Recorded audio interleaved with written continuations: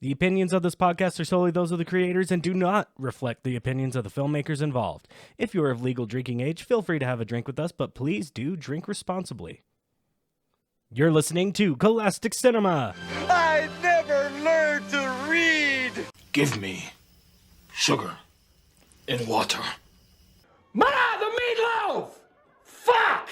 With your hosts, Fabian Salazar. Getting an adult excited about the 80s? Yeah, I don't think that's going to be hard. And Cole Butterfield.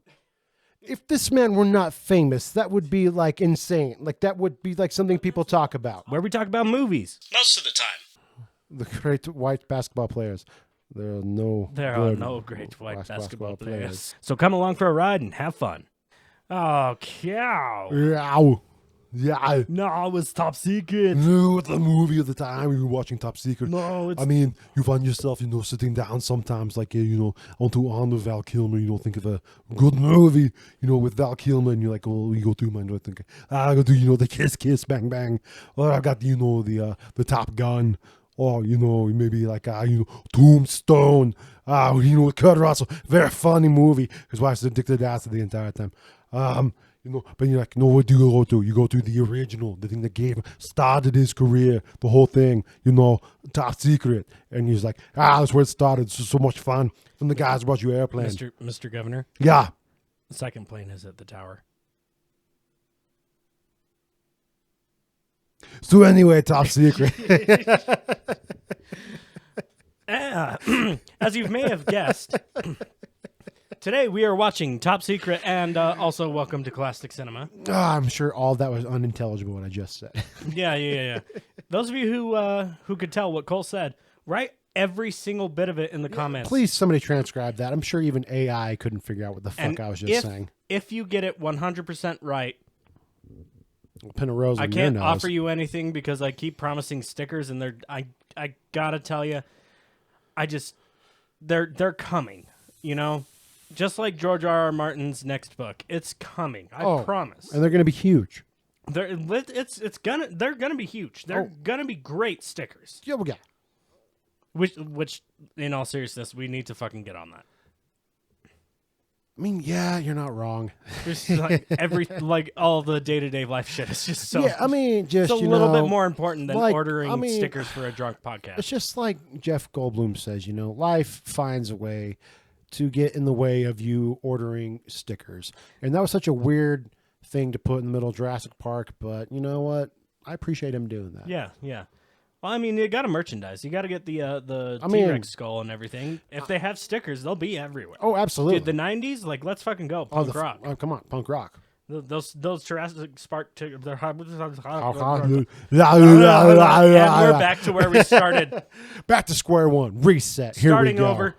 All right, so Top Secret came out in 1984. All right. It was written by... Ooh... Nice. All the guys from Airplane, Jim Abrams, David Zucker, and Jerry Zucker. Oh, the motherfuckers. Hell yeah. Oh, and directed by them, too. Mm-hmm. And also written by Martin Burke. It stars Val Kilmer, rest in peace. Rip. This is our tribute episode to Val Kilmer. I'm sorry, Val Kilmer. I'm sorry, yeah.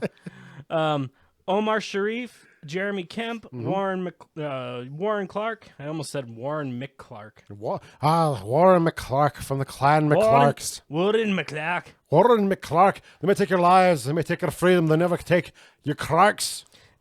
Tristram. Oh, from Diablo. Tristram Jelinek. From Diablo? What? Oh, the town of Tristram in Diablo? I don't play Diablo. I played Diablo 3 once, and I got sick of it. Diablo 3? No, come on, man. We're talking about 1 and 2 is where it's at. Yeah, I don't care to get back into that. I don't care to give Blizzard any more of my money. Unless they come out with StarCraft 3, I don't give a shit. I guess that's fair. Billy J. Mitchell, Major Wiley. That's an awesome name, Major Wiley. You have no choice but to become an actor if your name is Major Wiley. Like, what do you need? Like, or go to the military and become a major Wiley. Nah, but imagine if you don't become a major, though. What if you're like, just like Private Major Wiley? Grunt Major Wiley. Grunt Major Wiley.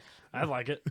That'd be a good bit. Grunt Major Wiley. See, Title of my sex at tape. least you get to go fight for your country and get a laugh. Hey, I mean, Let's see, and Gertan Klauber, and I'm not gonna even go into the rest of those German names. no. That's right, because this takes place in East Germany. East Germany before the Berlin Wall fell. That's right, back when there was an East Germany. And those of you who know what the Berlin Wall is, leave it in the comments. This movie was filmed in Holywell Bay, Newquay, Cornwall, England. Jeez, just pick one of those. So this is why everybody fucking rebelled against the goddamn English, man. That's just unnecessary. Oh my good God. And look at this next one. Osterley Park House, Ilsworth, Middlesex, England. Okay, so what's the latitude and longitude by this fucking pointless?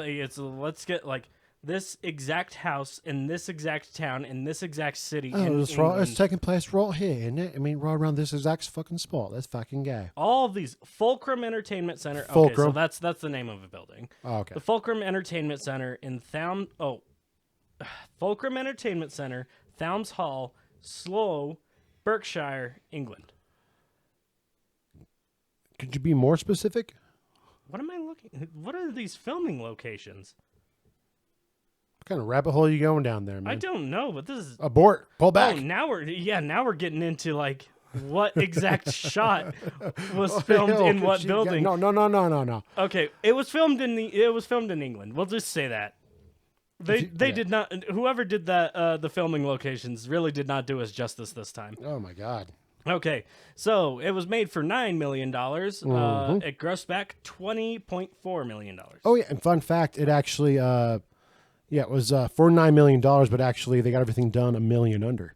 Hell so yeah! this is like extra grossed money. Yeah, a little bit of spending cash for marketing. Which wasn't like super huge. Like it was pretty moderate. I mean, all right, let's fucking get into it. So yeah, the advertising and all that was pretty moderate because you're going with a movie for like they've already got Airplane behind them. Yeah, and probably Airplane too. I think. So got a business the success behind them, but then you're going with a relatively unknown Val Kilmer. Did we say this is Val Kilmer? Well, you said it in an Austrian drunk former governor's accent. That's a good point. I don't know if anybody. Like I said, do you want to go back on that? Yeah. So in English, so yeah, this is Val Kilmer's first like movie, like his first like main like above the title fucking movie that he's got going on for him.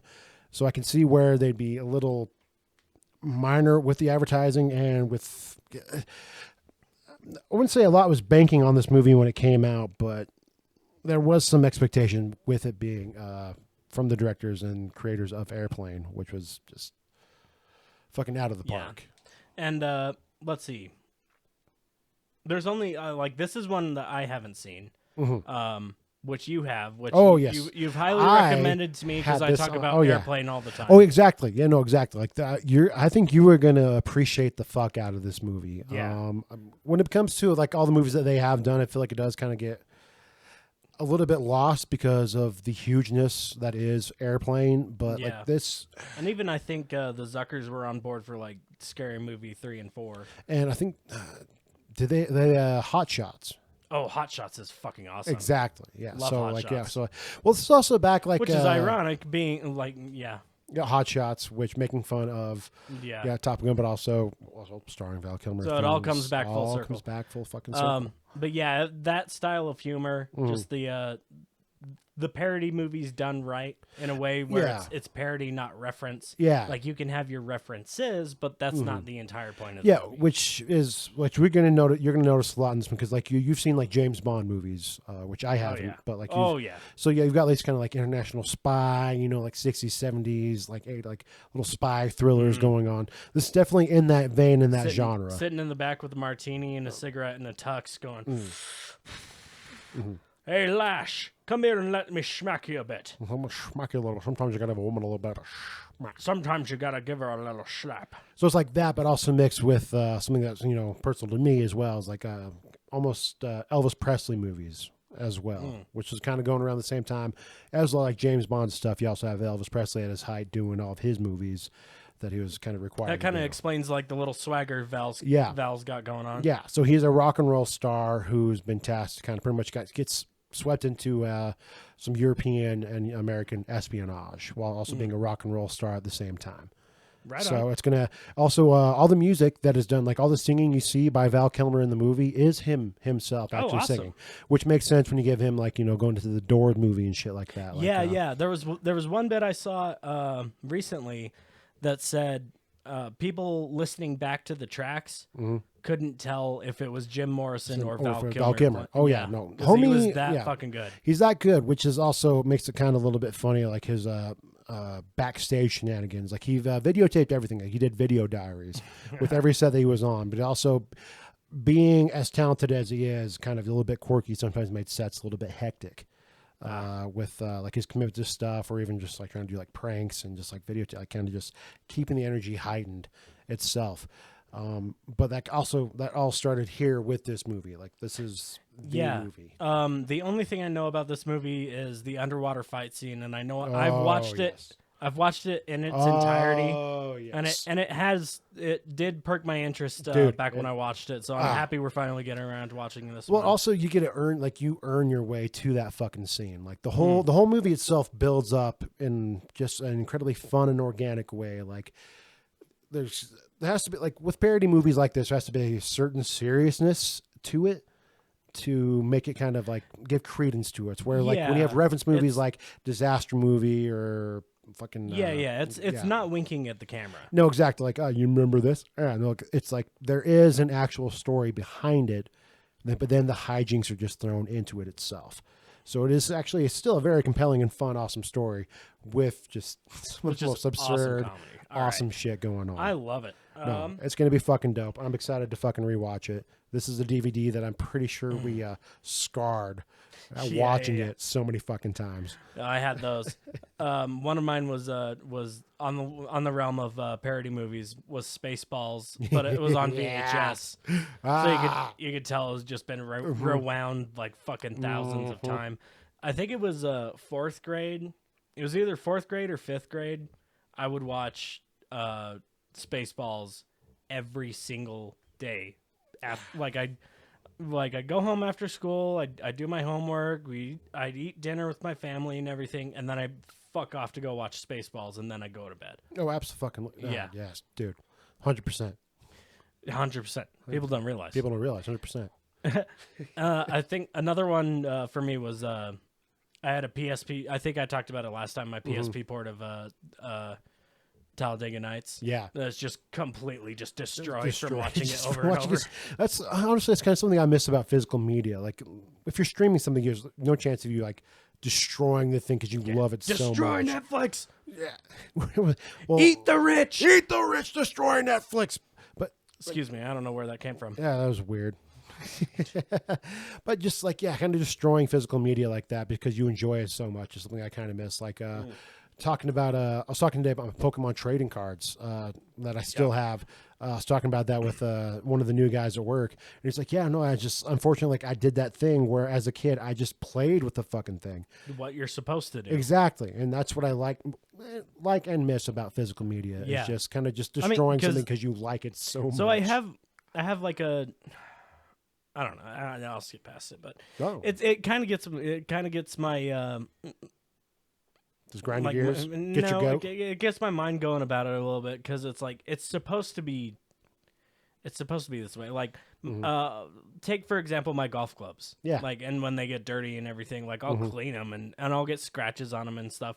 But again, at the end of the day, it's like, yeah, they have scratches on them because I use them. I play them. They want to be played. That's what they're for. Yeah. They don't want to sit there and do nothing and collect dust. Oh yeah, no, that's same with like the comic books that I have. I'm currently in the process of moving as the time of recording, and I've forgot how many fucking actual physical comic books I fucking have. Well, there's one of them. Yep, boom, and I've got a lot more of these fucking Except for frames that one. too. That one doesn't get read. No, that one. No, I read the digital version of that one, but there's it's supposed to be read, but it's not getting. Yeah, but also like I went back, like I saw like my old like Spider-Man and the New Warriors comic books. Fucking, I've got like the first issues of Spawn. Like I have my unread, like untouched number one issue of Spawn, and then I have the original first issue of Spawn that I read. It is so fucking. And beat those up. of you watching, I know you're itching for me to talk about it. My fucking Lego T Star Destroyer, or my Lego TIE Bomber. Yeah. I don't know. Legos are kind of in that weird spot. I also have a Lego Millennium Falcon off camera right behind you. But yeah, that's kind of that weird spot where it's like, yeah, I want to build it, and then it just sits there. Yeah, like you're not like going. I mean, sometimes when I move it, like when I moved it to this office, of course I went. But when you moved it and then you sat it down. Yeah, and then I sat it down. See, that's the problem with because being one, an adult. It took forever to build. Yeah, and two, I don't know where the instructions are. So if it falls apart, I don't know how the fuck to put it back together. That's fair. Also, that's also something else like a kid would do when playing with something, and completely lose the instructions after assembling it. And then it's just. I know it's with the box. Do you know where the box is? Hell no. But I kept all the the box and all the spare pieces and everything together. So wherever it is, it's got a good home. Wherever it is, it's definitely it's happy living where it is. Wherever it is, it sure is. One of the other ones I thought about was my Gears of War 2 disc. It just completely shit the bed because I think the gap between Gears of War 2 and 3 was only like 3 years, but I played that game so much, and it ringed itself. Oh yeah. Yeah. Unfortunately. So I got another copy of it well after 3 and maybe 4 was just about to release, just because I wanted to keep the collection together. Yeah. So, yeah. No, it's the same thing. Like with all my moving and stuff, I found my old CD case. The one like the binder with all the binder with all the inserts and shit that I kept in my car so I can switch shit up as I was fucking driving. Hey, just so you fucking know, we had to fucking do that. Yeah, and then if you wanted to change disc while driving, which was really dumb, do not recommend. Do not do it before. Yeah, or just stick to the one. Or driving with a puppy in your lap. Yeah, not the best. Yeah, that was terrifying. So on my way here, we haven't announced that I've gotten it.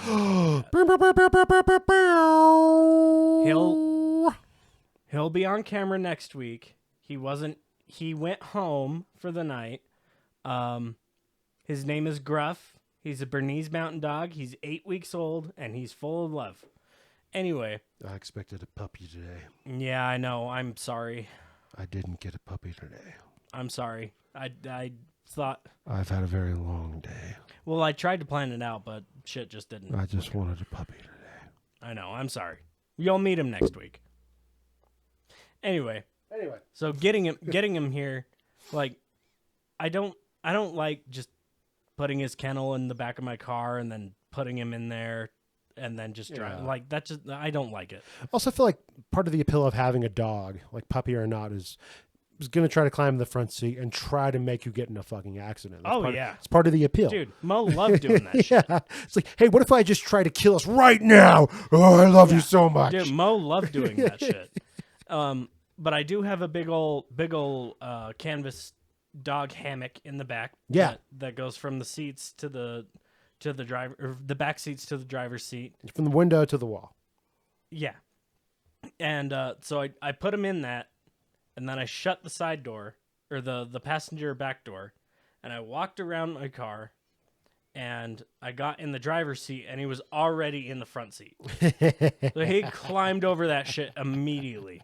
What a weird, like, new, like, evolutionary fucking, like, little tick that all dogs now have. You're like, oh yeah, get in car, sit in the front seat of a car. Well, it's because it's weird, it's big, it's scary, and they want to be with their person.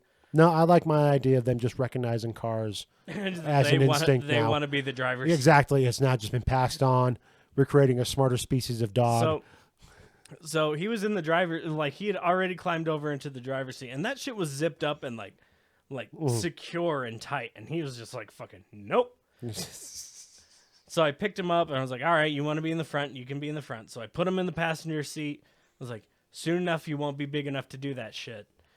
And so I sat him down and I started the car and I started going and they got up and go, "Arr, arr, arr, arr, arr."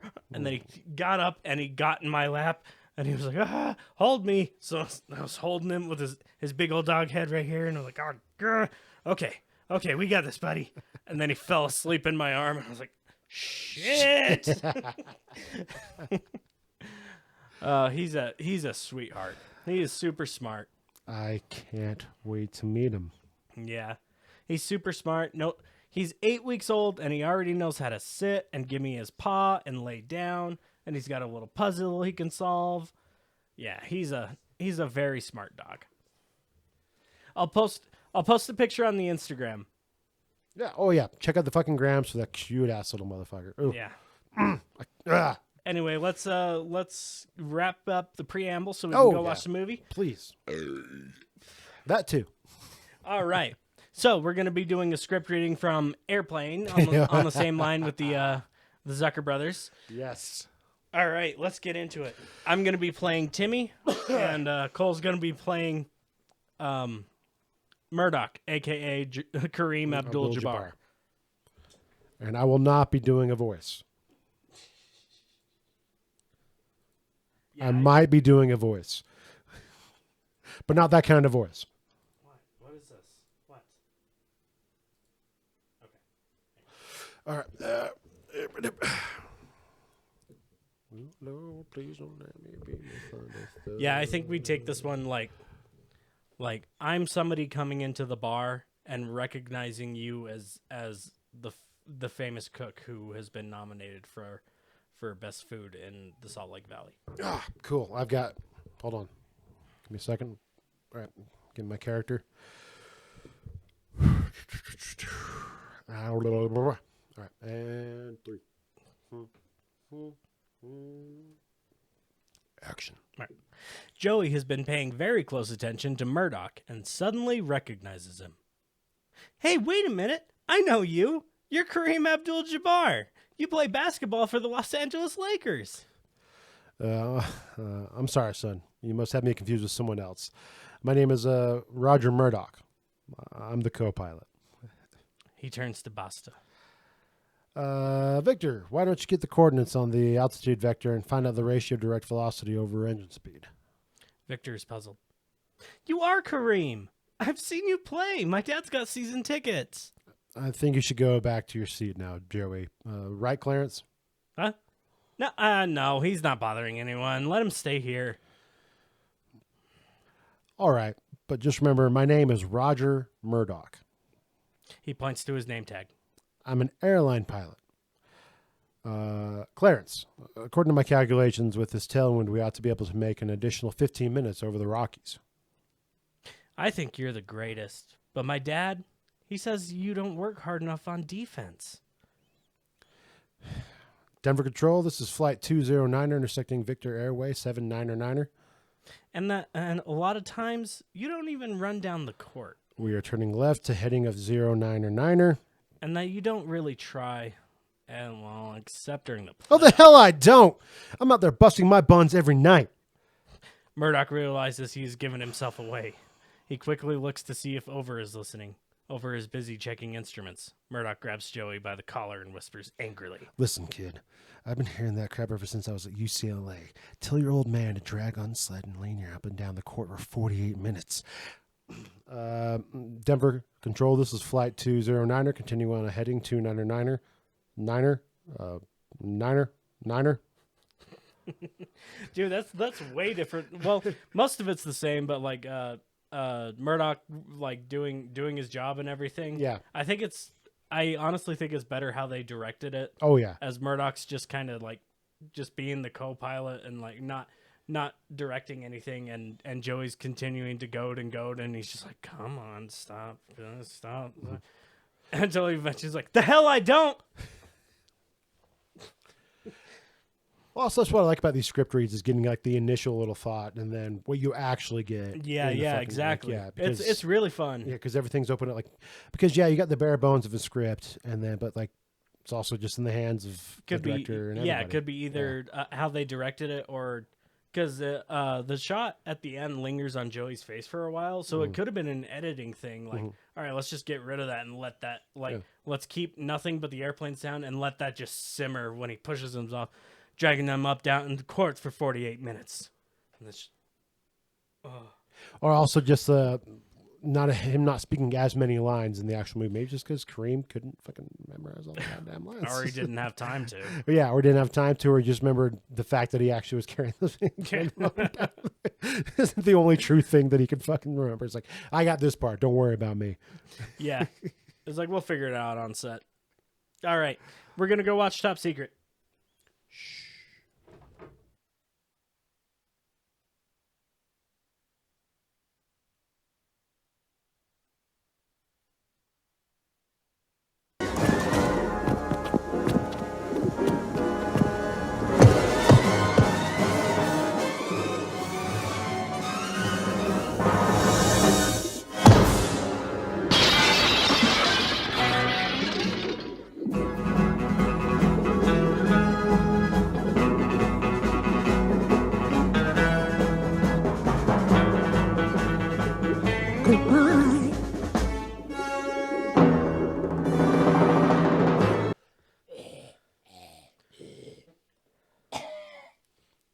Absolutely shagadelic, baby. Yeah. baby. Yeah. That being said, I do have some thoughts.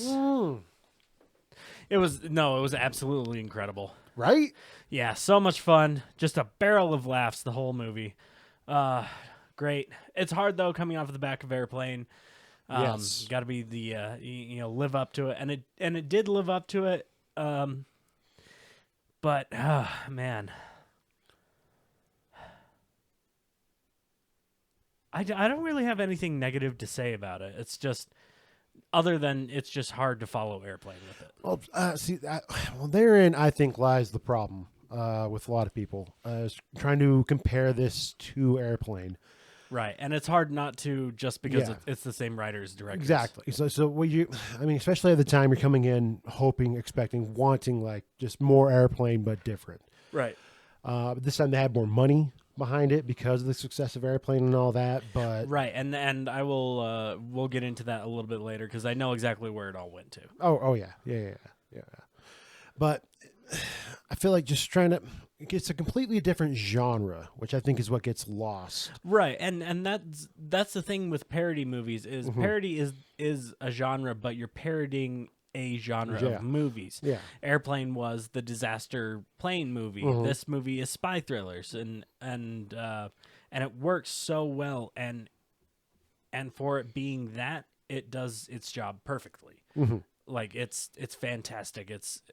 It's fun. It's full of love. It's laughing. It's it's got everything you want out of it. Oh, it really, it really does. Like it's cartoonish the entire time, which is fantastic, but not to the point where it's winking. With the exception of the one With point the where exception they of the literal wink to at the audience. camera, Yeah, which is I feel it was lacks a lot in a lot of like modern comedies and parody movies and stuff. Is it's absurdly serious. yeah. It's played, like, the plot is played very serious. It's rundown, like you said in the beginning. It's East Germany trying to rise up again and be the power, and they have this doctor that's going to build them this magnificent magnetic underwater bomb that blows up submarines. And yeah, like it's a very serious plot about serious subject matter about espionage and everything, and it just does well about picking apart the movies that do those movies and take everything super seriously. Like this is high drama. So on that note, it does it again. It does its job very well. Did you notice that the entire thing is shot like a 1950s black and white movie? Yeah. Yeah, like so many of the back and forth shots are like, if this was in black and white, I would not be able to tell. 100%. Like you wouldn't be able to. Actually, oh goddamn, I said that seriously. 100%. Shit. 100%. Sorry. You know what? Fuck it. 100%. Yeah, no. They it was shot exactly like that. Also, like another homage on top of the other things they were capitalizing on. Like it was shot in the style of the movie that it was parodying, which is what I think really makes it work throughout the entire fucking thing. Is because they know the subject, and they know it well enough to play it seriously, like with an actual storyline, and then throw in just the most ridiculous, just like left field shit. Yeah. Like, well, you got the homies, like, souvenirs, novelties, party tricks, and like they're doing a little back and forth, like they have a little code word and everything. And he's like, he has to keep it the ruse of being this the guy.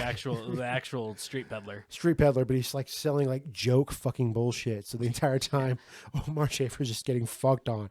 That's also props to this man for fucking like, this is a serious fucking actor coming in and then just like doing some fun highball goddamn shit. Well, dude, that's always the best. Give me just a sec. Yep. That's a shot. Got a burp. That's what's always the best about these movies. Is like Airplane, like Leslie Nielsen and Peter Graves were two very serious actors who decided to be funny, and they are the best at it. Like the dead serious, like no joke kind of actors are the best because they have so many movies where they're just the rough and gruff tough guy that beats a lot of ass and gets all the women and like beats a lot of ass. And is just so dead serious and is all bloody at the end of the movie, like fucking take for example, Liam Neeson. I am tentatively excited for this Naked Gun. I'm fucking reboot. stoked. I'm pretty excited. Did you watch the trailer? I haven't watched the trailer yet. Okay, we'll pull it up after this. I don't know if I want to spoil it for myself yet. Like, just Naked Gun is fantastic, and man, it's the trailer's only a minute long.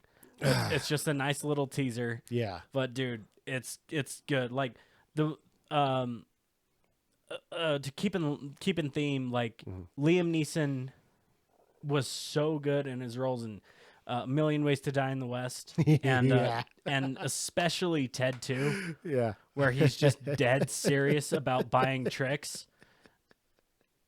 Like, no wink to the audience, no nothing, just fucking dead serious about buying tricks. Just like,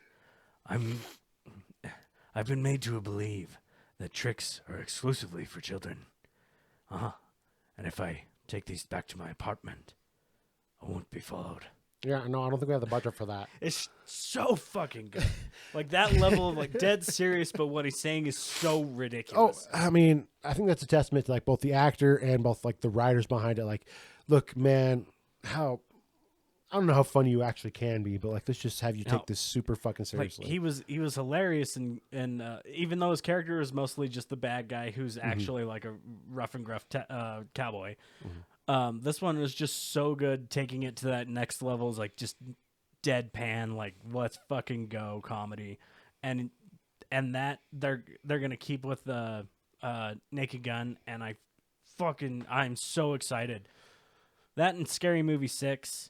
Oh my god, that's well, it's happening. It's the Wayans have gotten the rights back to it. That's the main reason why I'm excited. I just don't know about all this like early aughts fucking nostalgia. Like, I mean, I'm ready for it. I'm ready to re-experience some shit, but like, honestly, it's just making me feel old. A little. But it's like, still. Okay, so what's this next level of fucking paying audience that we can get?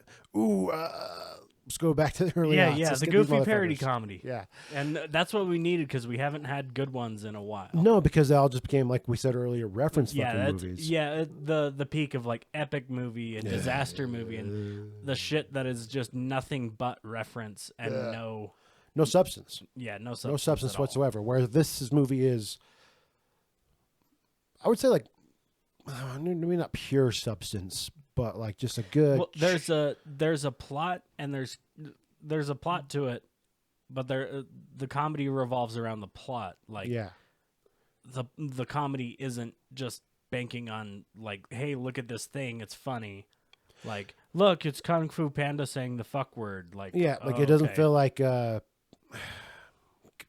comedy's built around the plot, so there's no like whereas the jokes with those certain like reference movies are is like, here are the jokes, build a plot around said jokes we want to touch. Yeah, we want to make fun of X, Y, and Z. How do we write a story around that? I mean, I won't say this movie doesn't necessarily do that, but it does it in it's more of an organic way. Right. Yeah. Organic. Yeah. It does it in an organic way. Right way As of putting it. as organic as farcical cartoon comedy can be. See, here's the difference is there'd be a scene in the quote unquote plot of a reference movie Yeah. being like, we need to take the thing to that thing. Oh, look, there's Shrek. Ah, okay, next scene. Whereas Yeah. Oh, there's Shrek. I got out of my swamp. he He said the thing. All right, now we're moving to the next thing. No, the comedy in this, when it's, even if it's a mundane scene, like, hey, let's have a 30-second scene of a guy, of like a German guy answering the phone. There's still something like, how do we take this mundane scene of, oh, let's do the mundane scene of, well, I'll finish that plot point in the beginning. So, like, the German guy, oh, he's answering a phone. We're on tight on the phone, and he walks up to it. But when he gets to the phone, it's actually huge. Yeah. So it's forced. There's a lot of great forced perspective jokes in this movie. And then, like, another one off the top of my head, like, oh, here's another mundane scene, like, that we want for the movie because it shows our protagonist Val Kilmer and his love interest. She's fighting over her emotions for him and the emotions for the other guy. But how do we make that interesting? Oh, let's put it in the scene where they're parachuting Parachuting out of down, the plane. and then they're parachuting in the same style that they'd be walking around a room. And then there's a parachuting fireplace behind them. She was like it's like Nick, and he's like, and then Yeah, he like and then he pulls he right comes back like, up. yeah, just like casually, like, oh yeah, nonchalant, like, And like, oh yeah, and like all the turns, like, no, I can't. It's just- they're like clearly giving up on the fact that they're hanging from like any kind of thing, Yeah. just like where it's just like they have this suspended prop above them, And then they kiss, and we Kiss pan and do the over pan to a over to the parachuting fireplace right next to him. Like, that's how you do it. Like, it's still the scene. It's still a scene, and it's part of the plot, and it keeps the plot moving. yeah. But the comedy is let's take a mundane scene and make it funny so that it works. Or even like not mundane scenes, like take an action sequence, like during the shootout in the in the rebellion house. Like Yeah.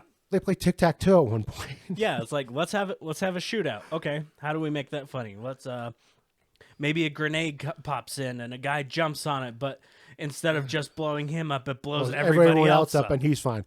Or like some guy's trying to like just break open a window to fire, but the window will not break. It just won't break. No matter what he uses. It keeps it going like that. That's how you do it. Because look, there's no references. It's pure comedy. Oh yeah, yeah. And it's still part of the plot. We're still invested in what's happening because our heroes are getting shot at, but there's still funny things happening. It keeps the plot moving. It keeps the comedy going. Yeah, no, like maybe some minor direct references, but no like real like just on the nose direct references to pull you out of it. Where like, But most of them, no, because it's more of like a play on the tropes, as it's like the genre. as a whole. A lot of the good ones are on the tropes, and the biggest thing is not to let your pop culture references ruin the movie. You want your Did you movie say to be mooing? time. Well, yeah. Got cows on the Well, brain. I mean, it fits with the movie too. But not to let your pop culture references move. God damn it! I can't do it again. Take 3. Not to let your pop culture references ruin the movie. You can have them. You can have them, but you got to make sure that it's like, you know, one or you get a couple.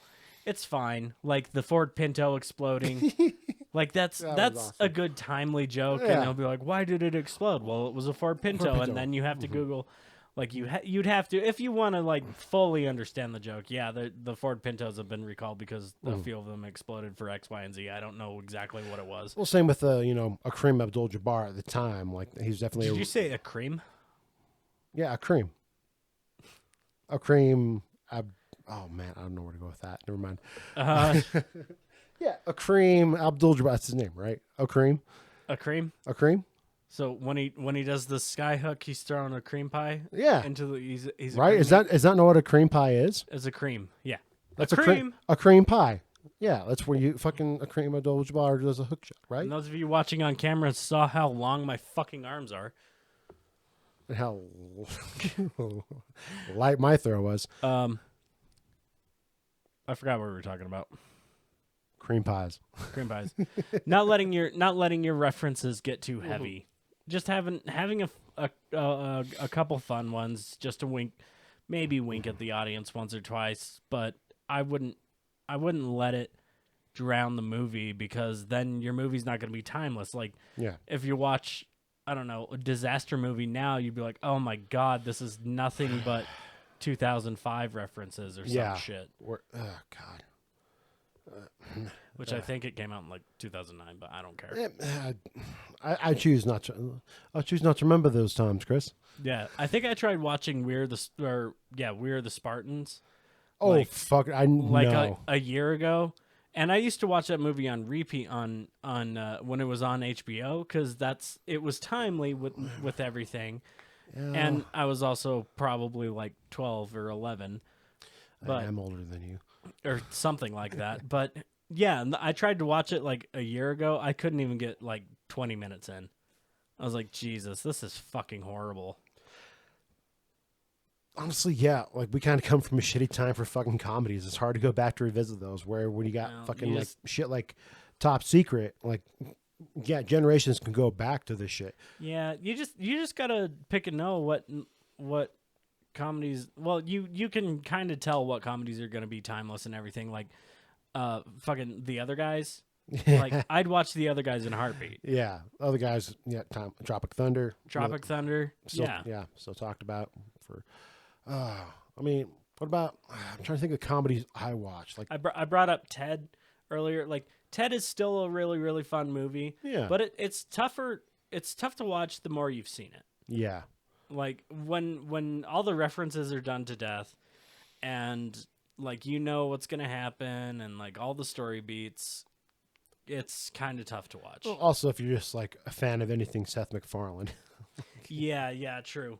It's really, really, really fun in the moment, but like, but also a couple years down the line. Not to shade you, Seth. My apologies, man. No, no. Also, huge fan. You're fucking singing. You're fantastic. Oh, dude, Seth MacFarlane's got the voice of an angel. My God, I love that guy. My God, I love Seth MacFarlane and everything he does. His music is better than words. Album won a Grammy for a very good reason. Yeah, honestly, front to back, one of my favorite albums. He's one of my favorite. Not even ass kissing, being fucking legit. No, I'm serious. One of my favorite creators of all time. I love Seth MacFarlane. Oh yeah, but also just saying, like, I've seen a lot of your shit, so I can kind of predict a lot of your shit. Yeah, it's tough. It's tough the more, like, because everybody loves it in the moment, so everybody's talking about it, and then you get fatigue for what that is for in the moment. Like the Thunder Buddies song in Ted. Oh my God. Fucking yeah, exactly. Exactly. Your reaction to it right now is exactly my reaction.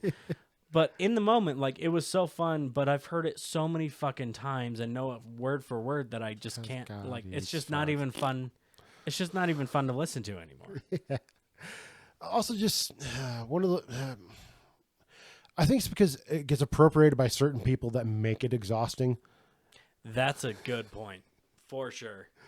Just the appropriation is like, there's like some. This is a weird pedestal to go on, but fuck it. Some of us can take those certain references and do it in a fun, sporadic, random way where that's other people just appropriate as their entire fucking personality, or just do those things to fucking death because they got to laugh once. Yeah. And you have to be nice to them because they come from money. Are you just talking shit on Mike right now, or? I don't. No, I'm literally talking shit on a mic. There's a microphone in front of my face. I'm just saying. I mean, where'd that box go? Box? It's right there. But yeah, no, that was like word for. I was like, Jesus, dude, I didn't think you felt that way about him. I feel that way about him. Oh no, that wasn't even about. No, that was just about a lot of people that I fucking. There's just a lot of men are a cliche, and it's incredibly fucking. I mean, like right now we're two dudes fucking drinking beer and talking about a fucking movie. And we're two dudes basically in our 30s having a podcast. Like, Exactly. Cliches, talking about cliches are there for a reason. Exactly. Cliches are fun. And hypocrisy is also fun. Yeah, it is. But also, if you know me, like, as an influencer, if you know me as an influencer, I fucking hate influencers, and I'm going to make fun of them as much as I can. Because that's kind of just who I am. If if I know I'm part of the same group of people, I'm going to shit on that group of people.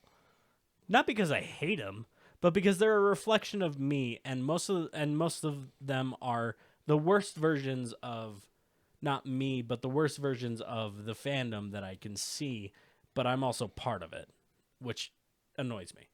Oh no, I totally get that. If that makes sense. Oh no, like I'm a comic book fan, and Right, I'm right. aware. I'm aware that a lot of us are just super heated and wrong. Impossible to please. Like just like, man, all you've got right now is just fucking hate and complaints. Yeah.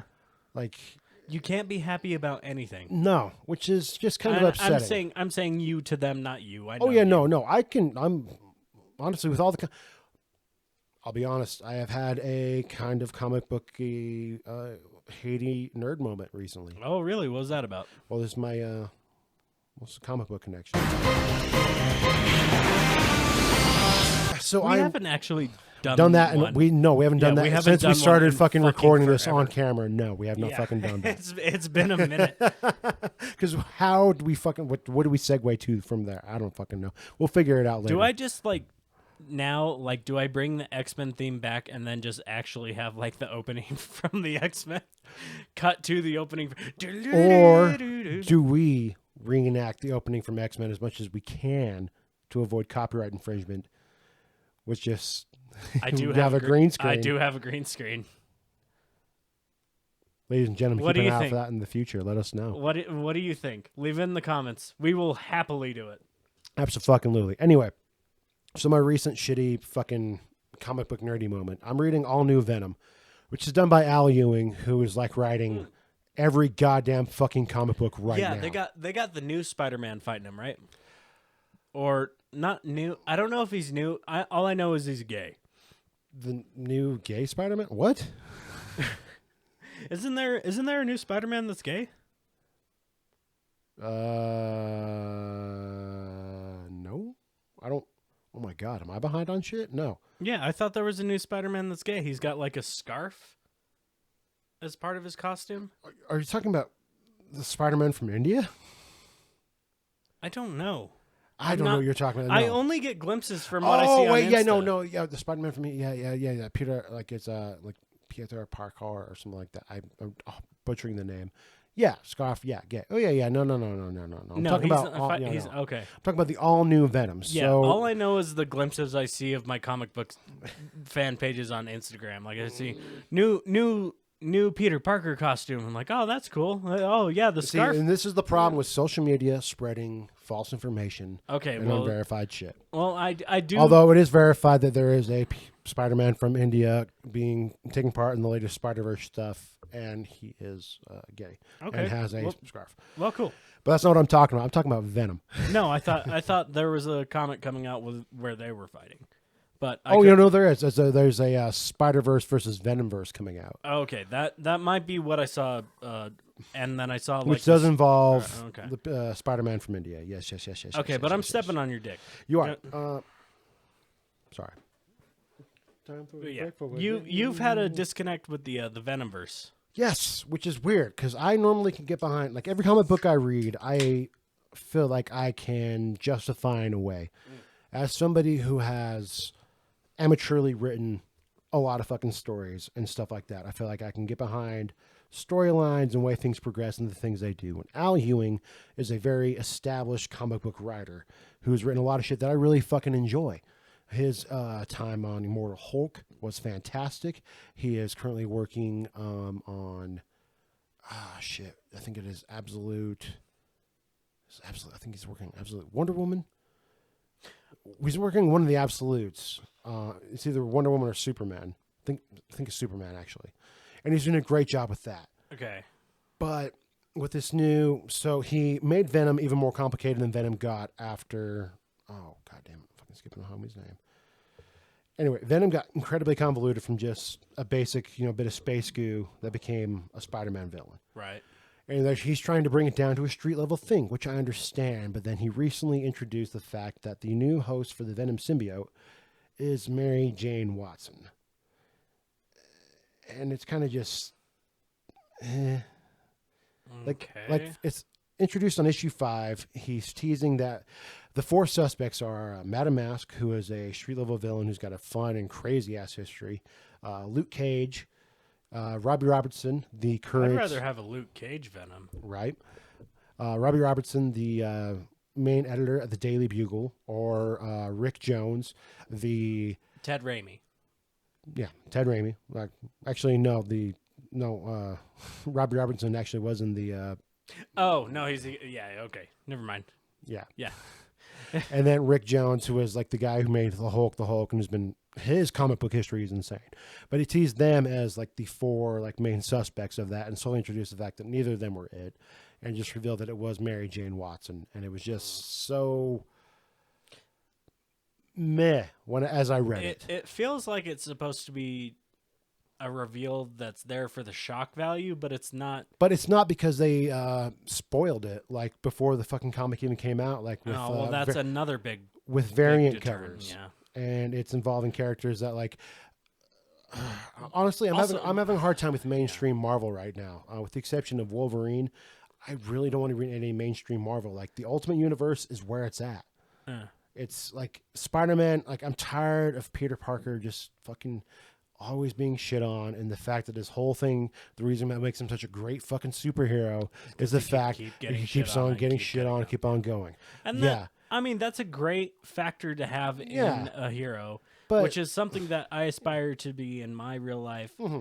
But it's also it can be a little one note when that's your thing. Like that's all you do is get shit exactly. on and keep but going. Then they go and release the Ultimate Universe where he is married with kids. He's married to MJ. They have 2 kids, and then he becomes Spider-Man. And so now, like, he's always been shit on. His life's never been easy, but he still has some semblance of happiness behind him. That and then adds such a bigger level of gravitas to it. Yeah. That's so much more interesting to me too. It is. And then, dude, fucking Jonathan Hickman, brilliant goddamn fucking writer. He's doing some awesome stuff with the Ultimate Spider-Man right now, which makes it even harder to fucking read mainstream Spider-Man. Like I recently read the 8 Deaths of Spider-Man saga right before we get under One World Under Doom, and it's just so. Oh my god! How are we? No, we're good. We're good. Okay, I'm sorry. No. I was just nothing but I was talking about literally comics. I was literally just checking to check. Just realizing we're talking nothing about comics No, right now. This is good. I feel like we've said everything we have to say about the movie. This is a great goddamn movie. It is a great movie. It's and Val funny Kilmer is charming as. Okay, fuck. never mind. We haven't said as much as we have to. No, say we about haven't, this man. movie. I've got more to say about this goddamn I do have movie. more to say about this movie. We'll get back into comic books later. We'll talk about that off mic, man. Yeah, actually, you know what? That's a separate podcast, man. Let us. We'll do 2. Let me know that if I you want to. Yeah. Let me know if you want to do another podcast that Fabian won't edit, where I just go off on fucking comic books and shit, man. Yeah. Fucking get in the fucking comments. Let me know. Anyway, yeah. So, what's the one dude's name? The love interest guy that she. How do I describe it? Oh, the bad guy. Nigel. So Nigel. Okay, so Nigel. The only thing Nigel's got going for him is maybe some swole muscle. He's still a little lean. Well, this is 84. Oh, that's true. Nobody has muscle mass. Exactly. Not until a year later when 84. Hulk Hogan. We're all about fake tits and no ass. Yeah. 85 is when Hulk Hogan appeared, and then everybody realized, oh, I have literally no muscles. Mm-hmm. So yeah, he's got lean 84 muscles, maybe a hog on him. Oh, she measured it. It was over 10 inches. Oh yeah, he's got a She hog. popped up with it. I think it was So closer to 10 and a half. I guess he's got a hog on him. I would guess a 10 and a half. What would you classify as a hog? I don't know, foot and a half. Oof. That just seems uncomfortable for everybody.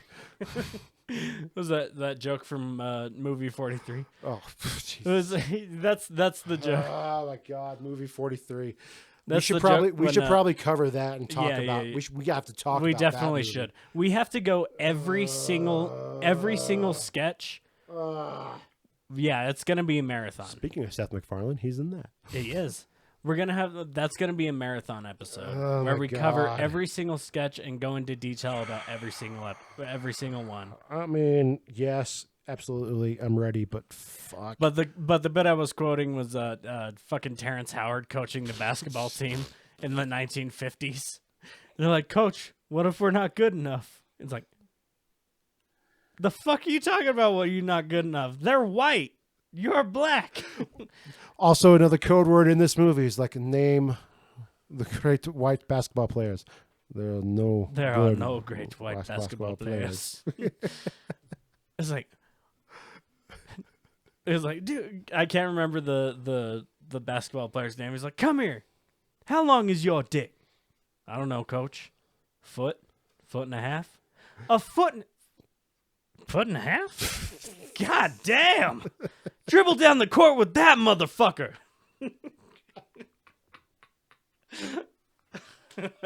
It's got its moments. I mean, It's got its moments. I guess.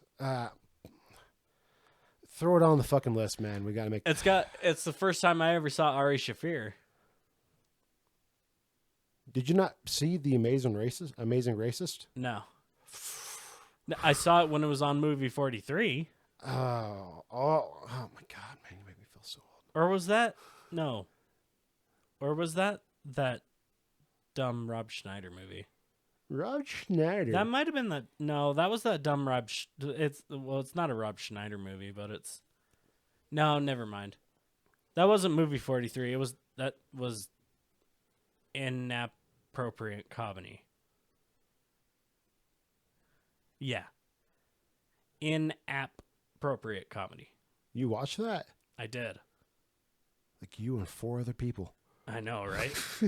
But that. Do you guys get together and talk about the trauma of watching that? Yeah, we all cry in each other's arms. But that was the first time I saw Ari, and it was that it did have the amazing racist. It was the one where they had the boat parked on the beach, and they were trying to get it, and he was asking people to. Yeah, I'm not gonna describe it. That was a horrific bit. I'm surprised he got away with it. You guys can do He did get socked in his face a couple times. Yes, he should have. You guys can do your own research. Yeah, do your own research on that. Your own research. Either way, that's where I fell in love with Ari. I mean, it's got its place. Yeah, But it's because it's purely hidden camera comedy and everything. yeah. And you got to expect to get a punch or two in. I just hidden camera comedy kind of makes me cringe a little bit, man. It does. That's the point. I mean, I know, but I'm trying to just imagine being like the comedian in that situation. Like, say, like you're not the showrunner and like you're just being featured or spot. Like you're trying to get your break in there, dude. and you're supposed to be doing this. Dude, Eric Andre said Well, he's a fucking freak. Yeah. But he says he's an anxious guy. Like like he loves doing it. That's his shtick. Yeah, well, yeah, But he's that's still his like, kink, and when he's doing it, he's and like, I'm not here to. I don't know how this person's gonna react. I'm not here to kink shame. Classic Cinema is a sex positive podcast. It is. Sex positive. But that dude's a fucking freak, man. Dude, Eric Andre, and I want this on paper, and I want you, the audience, to write this down. Eric Andre is one of my favorite comedians in the world. That is fair. He is fucking hilarious. I love it. And he is deranged. Yeah. So big shocker. He grew up watching the Jackass guys, as we all did. Oh, really? As we all did. And yeah, so when he got I did not. when I he was not got to allowed to work watch with Knoxville and all those guys, like it was awesome. But he had to quit after a while because Knoxville wouldn't stop tasing him.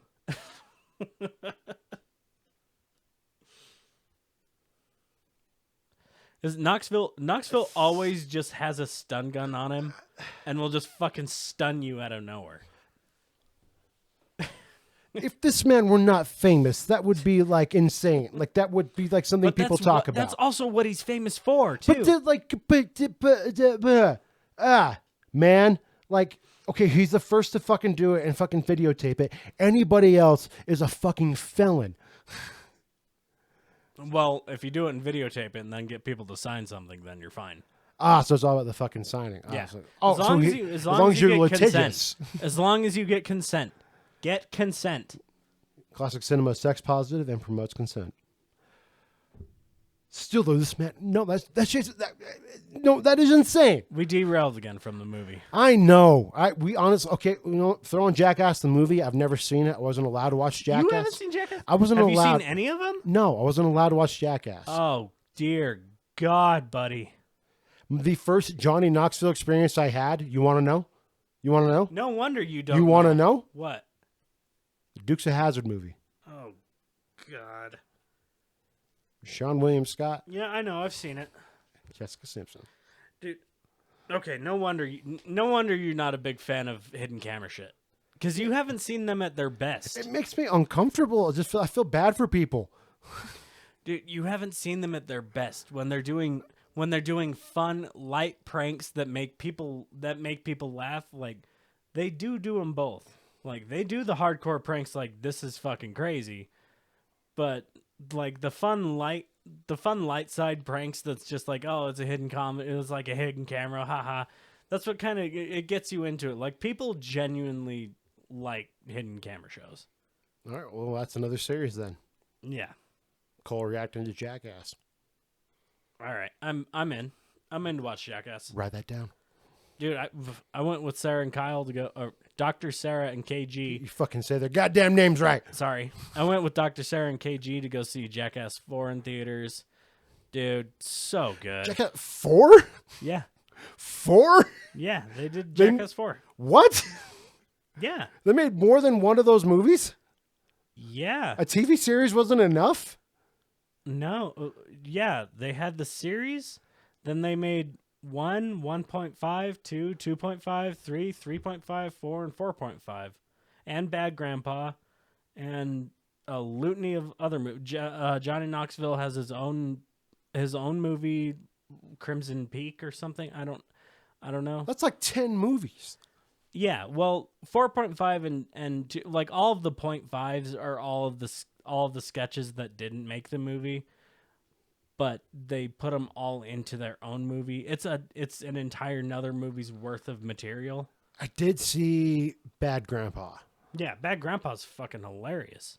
I was way too high for it and was not exposed to any Johnny Knoxville shit, so I was mostly just uncomfortable the entire time. That's a little tough. But yeah, so also I did not understand why anybody fell for the makeup. Dude, I mean, honestly, it's pretty good. I mean, it's pretty no. Don't get me wrong. It's pretty good, but like, come on. Yeah. I mean, or am I just biased as a theater student? You might be biased as a theater student because general population probably won't like look at it and be like, that's because they're not going to really like look at it, you know? Like you and I both have keen eyes for that shit because we're both like how the fact that Val Kilmer in this movie the entire time has like his fucking like eyeshadow and everything going on. Oh like, yeah, he's got guy liner. He's got guy liner for sure, and his eyelashes be popping. Yeah, yeah, because we both have an knack. We got a keen eye for that shit. Fucking, I watched what is it called? Bad Trip. Like it's Eric Andre's movie. So it's along the same lines of a hidden camera. So dude, you'll like this. So it's a hidden camera movie, but there's a narrative with it. So everything Eric Andre is doing and acting out is in public in the movie. The narrative's happening, and then shit unfolds in the public and people's reaction. And so like so they're on it's him and Lil Rel Howery. Did I say that right? Lil Rel Howery. Yeah, I got it. Right. Lil Rel Howery. Lil Rel Howery. Yeah. Howie or Howery? I think it's Howery. Howery? Yeah, I think it's Howery. Howery sounded. Howery. All right, fuck you. God damn it. I said it right the first fucking time. And then you had me tripping. I'm such a dick, 'cause I'm a dick. Yeah, all right. Dun, dun, dun, Yeah, dun. literal. I'm an I said it right the first time, you dick. asshole. Look at me, shithead. What the hell am I doing here? So yeah, it's Eric Andre, Michaela Conlon from Bones and some other stuff. Nice TV actress.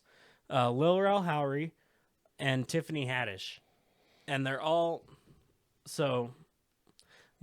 like going about doing their thing and shit. And there's an entire plot that's happening. So the main plot is Eric Andre's character is in love with Michaela's character, and so he gets Lil Rel with him, and they steal Tiffany Haddish's car to go on a road trip to go see Eric Andre's love interest, and they go and do their thing, and all the events that happen are all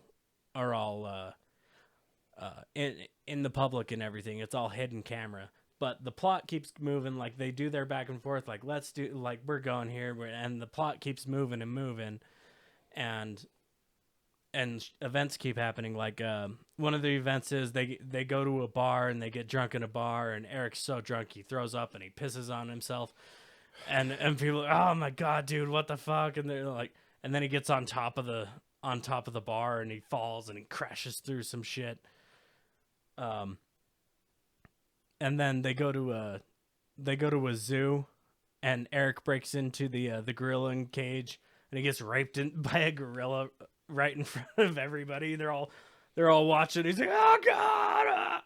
But it's all hidden. It's fun. It's a lot funner than I'm making it out to be.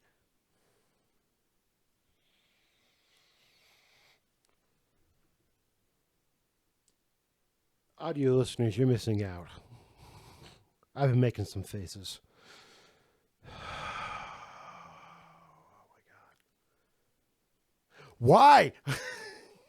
I don't know. It's funny. I don't want to see that. I feel like, I don't know. Oh. I don't know. It's funny. It's not like they don't go around and get consent forms and tell them obviously they hi, have to. oh, you're on and then Eric laughs and they all shake hands and everything afterwards. I mean, obviously you have to. That's the entire back half of Bad Trip is Eric and the team going, yeah, you're on camera, and Eric's going by and meeting literally everybody that he pranked and shaking their hands and everything. So it's all nice. Hey, don't worry. This is all for fucking. This is all comedy stuff. Yeah, I was only being faked raped by a gorilla. Exactly. Oh my god. I don't see what your problem is with this. Oh, so we got to make a series out of it. We'll find out my problem. I guess we will. Guess we'll have to. I don't know. I grew up watching Jackass and Viva La Bam and Wild Boys and all that shit. So I just think it's funny. I only had access to VHS and DVD like Disney movies. You had access to VH1? No. I did briefly when I was a teenager. For a minute, I thought you said VH1 instead of VHS. I was like, you mother. So yeah, you could have watched it. No, VHS. Yeah, VHS. Grew up watching like Peach Dragon and Anastasia and Titan AE. I guess it would be a little bit. I mean, I wasn't allowed to watch. Yeah, I wasn't allowed to watch. I've already agreed Simpsons. with you. It's a little harder to get into it later life than it would be growing up. Well, because the prime time to watch shit like this is when you're like 12 and 13. You know, that's fair. It's the same with like trying to introduce somebody older to like Indiana Jones or Back to the Future. Try to imagine getting an adult excited about that shit. Getting an adult excited about the 80s? Yeah, I don't think that's going to be hard. No. Just sell them on the fucking nostalgia factor. Look at how old the things are in this. Oh, yeah, it reminds me of my dick. Now, I'll be honest, it's just me trying to think of, because Robbie's never seen Back to the Future. And? I don't think he can get hooked on it now. I don't think he'd find it as awesome as it is if he didn't have those. Is it a detriment to his life? No, kind of. Because you're going to keep hounding him about it? No, just because Back to the Future is awesome and everybody should watch it. It is awesome. I agree. So just watch it, but also Yeah, if he wants to watch it, he can watch it. I just don't He see doesn't any. have to. I just see anybody getting excited about it as an adult. Like being like, oh yeah, this is fun. The relationship between the mom and the son is weird, and that translates through every movie. Yeah, that's all you're going to get. You're not going to get this is fucking groundbreaking, like, holy shit. They should have that. I know, but yeah, I feel the same way. Man. That's where you're saying the same shit to me when I'm like, prank and hidden camera comedy is so funny. No, because I'm saying that nobody with a rational mind can get behind it. I'm just lamenting over the fact that I'll agree with you on that. I'm just lamenting over the fact of being an idiot. Dude, I'll agree with you on that. Like being a dumb skate kid in your teenage years, like having that ingrained in your brain, like, Knoxville hit him in the nuts. He got hit in the nuts. He stapled his scrotum to the wall. Yeah, that's fucking crazy. It's wild. It's wild. It's crazy to see. It's funny. Then again, if you don't look back in your childhood and cringe, have you really grown? No. I agree too. I agree with that for sure. I feel like we've grown. I also feel like we've hassled these good folk long enough with our incoherent ramblings. Yeah, we have. We actually just met an hour, so. Oh, God. I'm so sorry, guys. Yep.